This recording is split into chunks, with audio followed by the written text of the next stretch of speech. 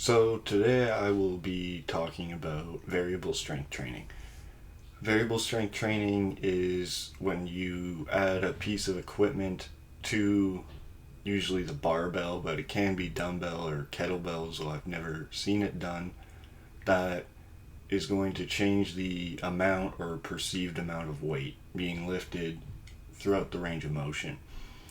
Now, this can be used for many different reasons, but it's usually done to target a weak point in that specific lift, which is at the same time targeting a specific muscle or muscle group that is used in that lift. It's most commonly seen in the actual strength sport community or strength training community, where you see a lot of strongman power lifters or even Olympic lifters at times will use chains. Now, that being said, the two main ways that you see variable strength training being done is through either chains or bands. Now, chains are going to be a variable weight as the bar goes down, chains are hitting the ground and therefore taking weight off the bar and adding more weight on the bar as you proceed into the concentric motion where the bar is going upwards. That could be squats, deadlifts, bench press, and even shoulder press, though I don't recommend that. I'll talk about some safety concerns after this. Now, I will also talk about later in this video earthquake bars, which you don't need a specific bar but can simulate it, and it's technically not a variable strength training as the weight is not changing, although the distribution of the weight is swaying and moving on the bar, which makes it feel like it is a variable weight, and it can also bounce, which also causes that instability. Now, the bands or chains are usually going to be set up so that they kick in specifically at the weak spot, at the sticking point in the lift. The sticking point is usually the point, on many of the major lifts in powerlifting or strongman or squats for Olympic lifters, where you may use these or stuff like that, is going to be where it switches from eccentric to concentric, and also from the larger muscles to the smaller muscles, such as if you're doing a bench press, the initial press off the chest is hitting a lot more of that middle of the pectoral major muscle, versus once you get it through that sticking point up here, that's where it's transitioning to the more distal head of the pectoral, and also transferring power more to the triceps as well. But for now, I'm going to get to the demonstrations and try not to over-explain everything.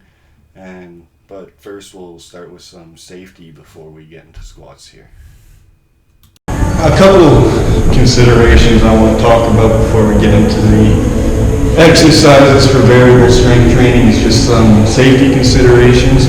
So, as we talked about before, you can use bands or chains really, but chains are a lot harder to get access to, especially proper ones that actually add unnoticeable amount of weight that's actually going to do something. If you have chains, I recommend you use chains, but if you have to use bands like we are here, be sure to have a spotter, and be sure that you're not using weight that is too heavy, just because the bands having elasticity, it's going to be an issue if the athlete fails the lift and has to bail, as it's going to cause that weight to shoot down.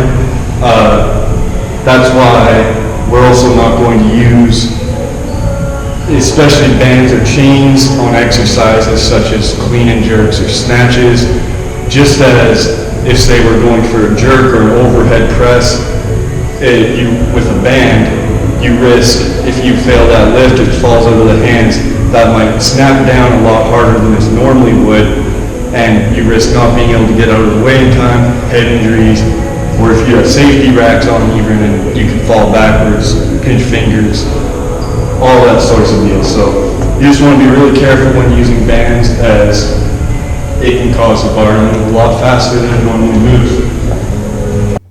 Now obviously a true high bar squat will be more depth than this and have a lower sticking point, but you can see here when it pauses how the bands are kicking in right as the lift is transferring from the quad dominant to glute dominant, which is where the lift most often fails. These are just some more examples here, and they can be really good to allow some high volume on squats, but still working at 70 to 90% and really overloading that weak spot in the squat.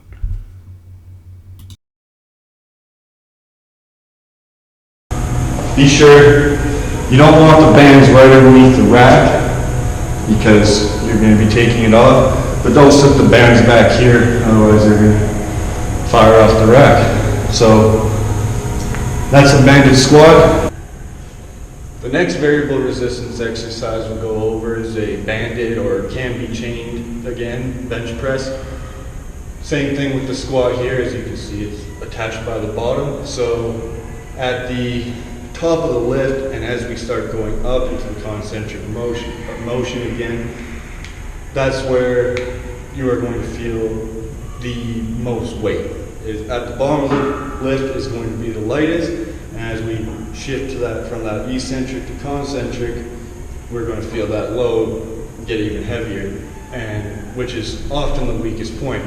Now, one thing I like to use this exercise for especially is you see a lot of people, a lot of athletes in general, when they're bench pressing and new to it, is they'll come down with the bar and let it crash and try and bounce it off the chest, like that there, instead of guiding it down and exploding up.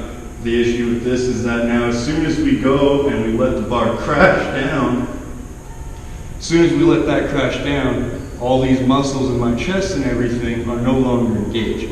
I just let them go and let the bar come down on me. If you get heavier weight, this can also cause injury as well.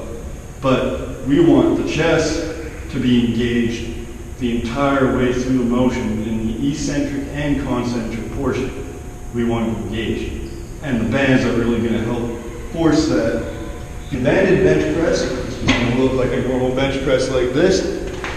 Again, make sure you have a spot for this exercise and that the bands aren't going to pull the bar off the rack. And lots of control needed here. Going down, force to control that. Now it gets light. And now we push up. You have to control it down.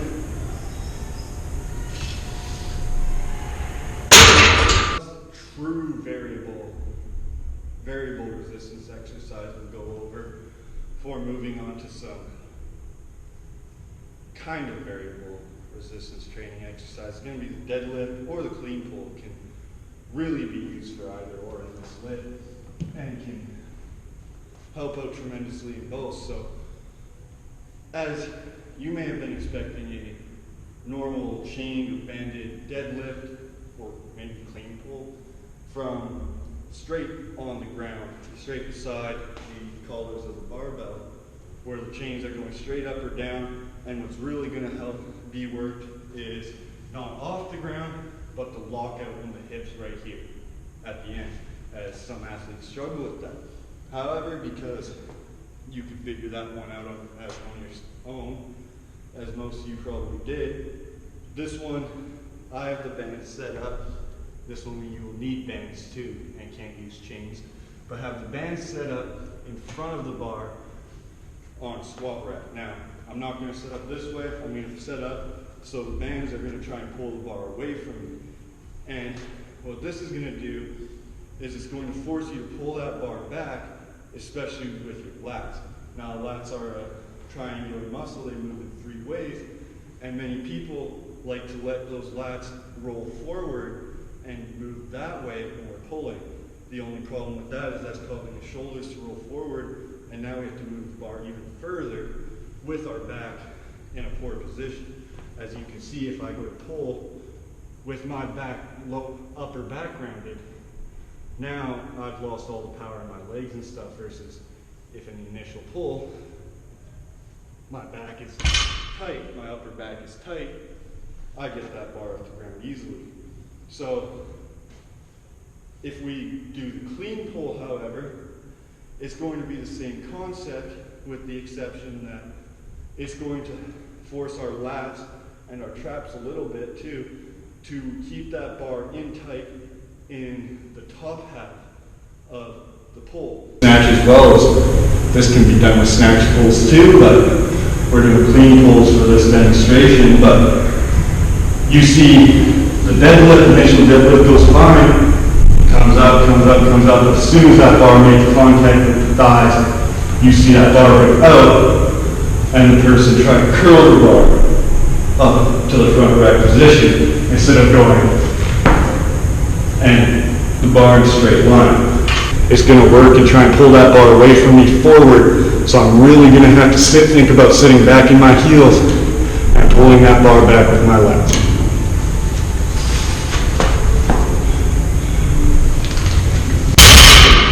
I did a poor job there, I'll try and do a better job here.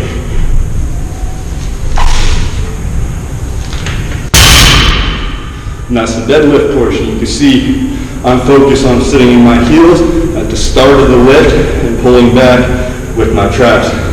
Now if I'm going to do this with a clean pull here, you're going to, a clean pull normally starts with the bar a bit in front of the midfoot anyways, and not against the shins. So I'm going to start there.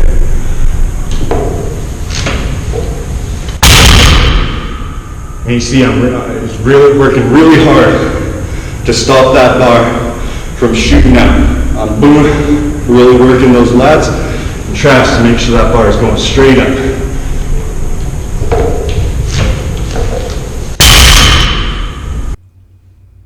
Now I also just wanted to briefly talk about the earthquake bars, which I mentioned at the beginning of the video. Now I'm not going to be using one in the video as we don't have one, but you don't really need one unless you are a really elite advanced strength athlete or athlete that is just lifting a lot more weight that simple bands will not suffice for.